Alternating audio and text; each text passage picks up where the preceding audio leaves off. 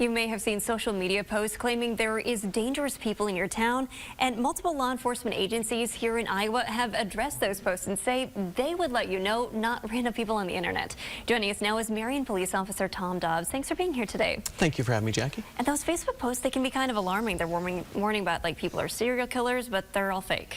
Yes, like my good friend Buddy the Elf says, if it's shocking, maybe look into it. Do some fact checking. Take a second. Yes, reach out to your trusted local news source. Look to see, is there just one person that's posting this? Well, that's odd. If this was true, there'd be all kinds of avenues, media outlets that are posting this. So just be mindful. Something you see on social media might not always be accurate. Yeah, and you mentioned fact checking. What are some things people can do to see who's posting it? That's one. Yeah, if it's somebody you follow or whatever the case might be, what's the source? Is it something you recognize? Is it something you trust? Is it something you're familiar of?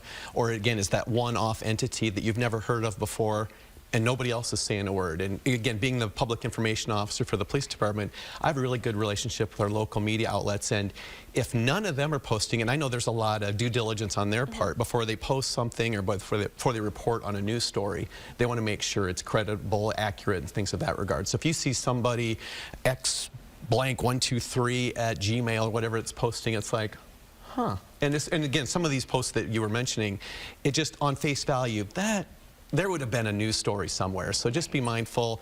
It might not always be 100% accurate. But it is possible for someone to just make a fake police scam, a Facebook page, and just take their logos and things. Exactly. So you just have to be aware that this might be something that's fabricated. It might not be totally truthful. It might be some kind of attempt at shock value, and that's going to cause some concerns down the road if you believe it at face value. But why would someone want to make a post like that? And that's a great question. I wish I knew that. You know, why does someone break the law? I wish we could talk to them before they break the law. In a situation like this, if you pull a fire alarm and there's no fire, there's a charge of disorderly conduct on that false report of an emergency. So something like this, it depends on your jurisdiction, your prosecuting attorney, county attorney's office, or whatever. They're going to go after something like that.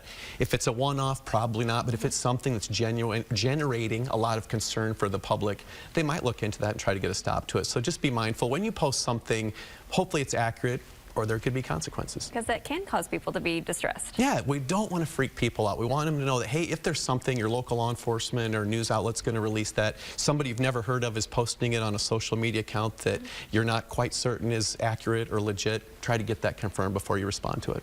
And at the same time, law enforcement does use their Facebook page and social media to share information. Yeah, if there's an escaped prisoner, or if somebody didn't report back to the Linn County Jail from a work release, or Jones County Jail, whatever you have, they're going to let people know, hey, we're looking for this person, maybe a threat to the community, maybe not a threat to the community, but that's going to be more of a trusted source rather than, again, just somebody on Twitter or social media that's throwing something out there that you've never heard before. Yeah, just take a second and look over the post. Look at the big picture, yes. All right, Officer Dobbs, thanks for being here today. Thank you for having me. Stay with TV9. We'll be right back.